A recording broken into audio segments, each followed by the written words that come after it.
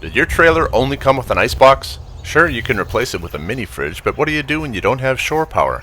Have you ever wondered if a 12-volt refrigerator will actually work on a multi-day camping trip? Stick around to see if it'll work for you.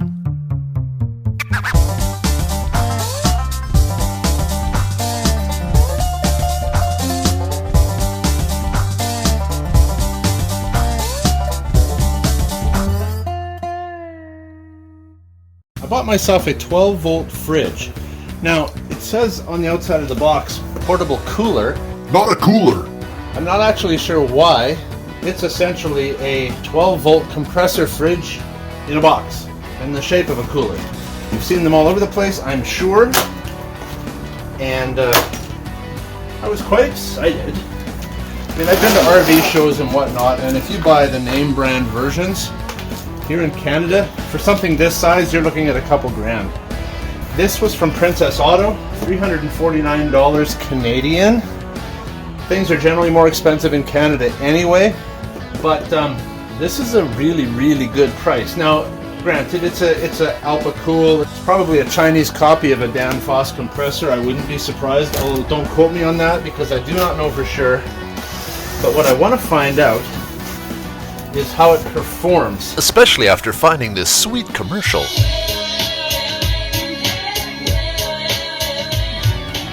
And so I'm going to run through that today. What I need to know is if it's going to work when I go camping.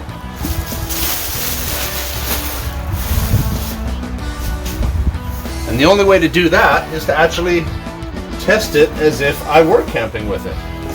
At a glance, it seems to be fairly well made. Quite deep, and this is where your compressor obviously is located up in here, and there's room underneath here. There's a drain plug in the bottom. It's a 50-liter cooler. Not a cooler. It's actually a refrigerator in the shape of a cooler, but 50 liters, and that's actually quite usable because if you think about it, a 50-liter cooler, one of the same size, you're taking up a bunch of that space with ice, and then you have to pack your food in a certain way so that it doesn't get all soggy when the ice melts. But this just runs like a refrigerator off a 12 volt. I've got an adapter brick here, which will allow me to plug it into 110. And they've also included a very long 12 volt cord as well. Basically what I'm doing for testing purposes, I want to know that it'll actually work. And I don't just mean plug it into a 110 in the house and go, hey, it's getting cold and now it works. I want to know that my current setup that I have, whether or not it'll actually run it as needed when I'm camping. So what is my setup? I've got a 100-watt solar panel that's plugged into my trailer here, and I've got two lead acid 100 amp deep cycle batteries. Before we get too much further, let's test those to see what our current state of charge is on those. My batteries are showing 12.62, 12.63. So that's running at about 95%, so that's a great place to start testing. Okay, 95% is an excellent place to start. And so what I'm going to do, like I said, I'm not going to give you numbers on how much power it's consuming and all the rest of that. What I do want to find out is if it will work for me during a real-world camping scenario where I've got my 100-watt solar panel and I've got my two 100 amp lead acid batteries. And so I'm going to take the cooler. Not a cooler. Which is actually a refrigerator. I'm going to stick it in the trailer. I'll power it up, and I'm going to put some items in it and see how long it takes, one, for those to come down to temperature, like a refrigerator temperature, which would be about, I don't know, maybe 34 degrees or so. And then I will just let it run. During the day, while the sun is out, the solar panel is going to keep the batteries topped up, I'm sure. But I'm not sure, so we'll find out. And overnight, it's just going to be drawing straight from the batteries. So then I'll come back out here in the morning and I will take another battery reading to see where I'm at. What I want to hope for is that I am well above the 50% mark come morning when the sun comes back out. And then I'll let it run through the day and see where I'm at midday, see where I'm at the end of the day. I'll let it go again through the night, see where I'm at again the next morning. So I want to run it for a period of time to essentially simulate camping for a few days just to make sure that I can run it. So stick around and we'll see what the results are. So I'm going to start by taking the cigarette lighter adapter that I have. So now I've got a 12 volt socket that I can plug the fridge into. So I'm not really one for reading too many instructions. Call it a gift or a curse. I've plugged in and I know we have power. Turn it on. And the compressor's just started up. So it's currently saying 64 degrees. That was the current temperature inside the cooler. Not a cooler. Which is actually a fridge. Max, Econo. Let's go with Econo. And let's go with 3 degrees. So when I set it to 3 degrees, it said that the unit was preset to Celsius. 3 degrees Celsius would be 37.4 degrees Fahrenheit. You can switch it back and forth from Celsius to Fahrenheit, but being sold in Canada, it made sense that it's preset to Celsius. Well, as I would find out later, 3 degrees was actually in Fahrenheit. It was not preset to Celsius, and so it was much colder than it needed to be. And I've got a gallon of water here. Got another water bottle. Another 2 liters or half gallon of water. They cool better with something in them. Let me just show you, there's a ton of room in there. You know, like there's all kinds of room. This goes way under here. Like I can stick that way back there. I could stick this way under there. Be nice if there was a basket. But what I am liking is that this little lip around the edge here. It'll mate in with this rubber seal in the lid, so it will seal up well. So that was pretty simple to get up and running. Just plugged it in, basically. So we'll check back in an hour or so and see what our internal temperature is at, and then we will come back tomorrow morning. Okay, I might come back tonight later, just because I'll be really curious. Okay, see you later. Okay, it's an hour and 20 minutes later, and we are showing 28 degrees Fahrenheit internal temperature. Let's see what that feels like. Yeah, it feels like a fridge down there. See what the gauge is reading. Ooh, it actually says minus 5.3 Celsius on the floor, which is colder than I want. That's freezing. Minus 18 on the walls.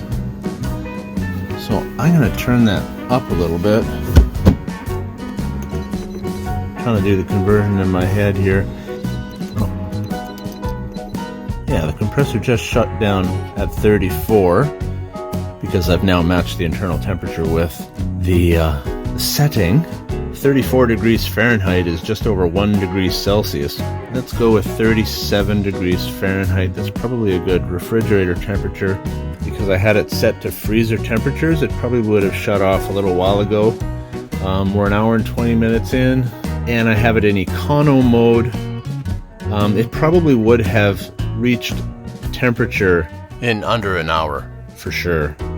In econo mode, running off the battery. Okay, let's take a battery reading and see what we're at for voltage on the battery.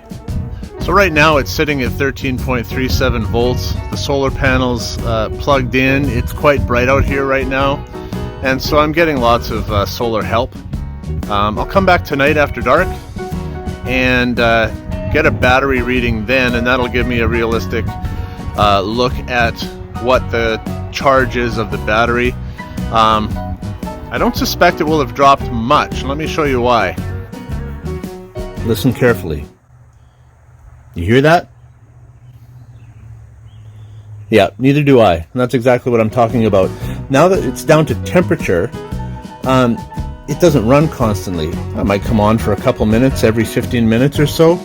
So over the course of an hour, it might actually only run for 8 or 10 minutes. Once it's down to temperature, it's really just going to sip on the battery very minimally.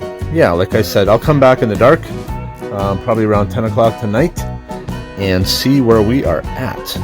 Well, it's 10:40 at night, and I'm going to head down and check on our on our refrigerator. It's been dark for about an hour and a half now.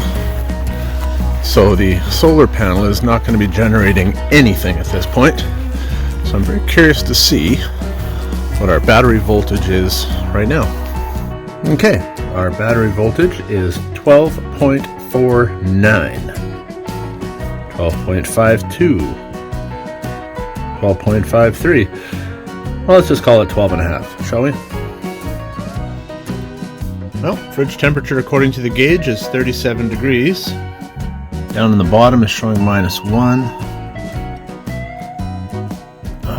Jug of water is at -0.3. That might be a little cold. I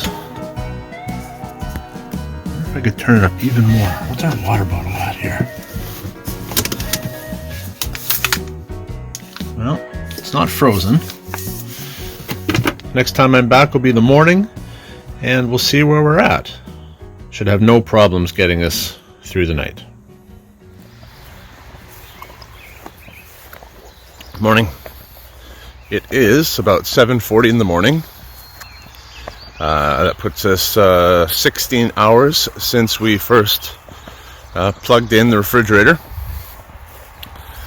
It's a gray, drizzly day, which by all accounts should again give us a very real-world testing scenario as to whether or not the refrigerator will work the way we need it to when we're camping. So you see the rain on the solar panel. It is gray. I'm not getting any direct sunlight yet at all. So there probably isn't a whole lot of current being sent to the battery with the solar panel.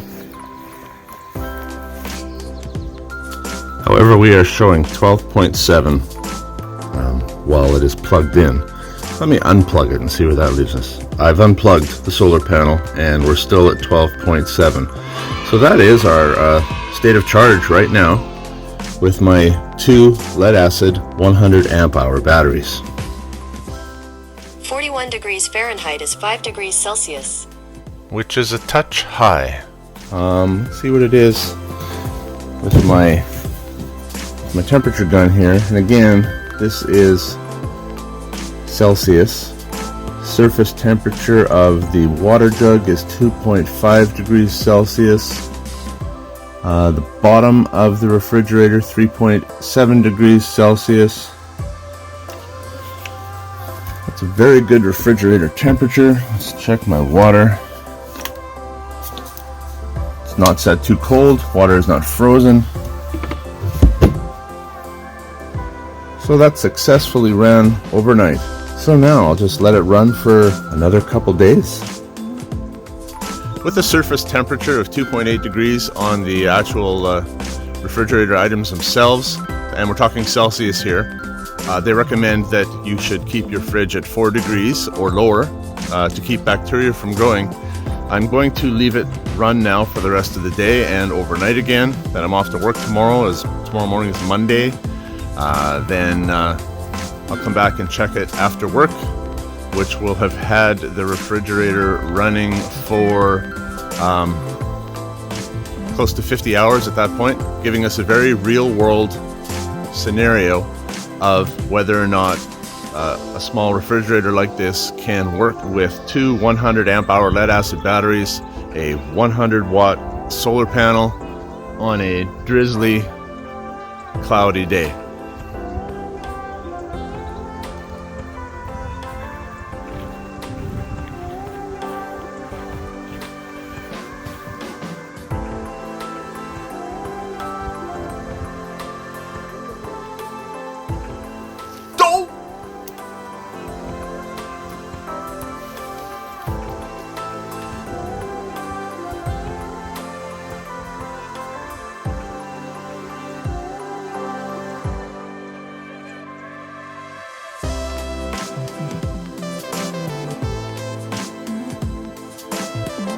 Well, it is almost 10 o'clock on Sunday night. I guess the solar panel was able to get about 4 hours of sun to feed back into the batteries after I forgot to plug it in earlier. So we are now 30 hours in, and let's see what we've got for percentage readings on the battery and temperature readings in the fridge. Fridge itself is showing 39 degrees Fahrenheit, and the temperature of the water jug is minus 0.2, and the bottom is 0.9. So I suspect it's going to come on pretty soon here, because it is just about a degree or so warmer than the last time I was here. So man, this thing is working well. It's nice and cold down here. Water's still not frozen, so I've kind of got it at the perfect refrigerator temperature. Let's see what we've got for voltage reading on the battery. 12.7. So that's 100%. So, yep, the solar panel was able to bring it back up to a full charge before it was lights out. And yeah, so we're going into the evening again with a 100% charge on the batteries. Good morning. It's Monday morning, 39 hours in. And we're going to do our due diligence and check the status of our batteries and our Not a cooler. refrigerator. I'm going to check one more time this morning, and I'll check again after work. Our battery capacity is showing 12.57 volts. And the gauge on the outside of our refrigerator is showing 37 degrees Fahrenheit. Negative 0.2, negative 0.3 on the outside of the jug. We're holding strong. I'll come back after work. I'll let you know the full results at that time. Okay, it's Monday afternoon, 49 hours in, and we have more than 100% capacity on our batteries. It's been sunny for the last few hours, and so obviously the solar panel's been helping out. And as far as fridge temperatures go, we're showing 39 degrees. And yeah, I can verify that with my temperature gun. 0.6 degrees Celsius and showing 3.7 degrees Celsius on the wall. Okay, so where are we at? After 48 hours of testing, a little bit of solar help to keep the batteries topped up, and 100 amp hours of battery capacity, there is no doubt in my mind that this cooler, Not a cooler. refrigerator would just keep running and running and running for as long as I needed it to run.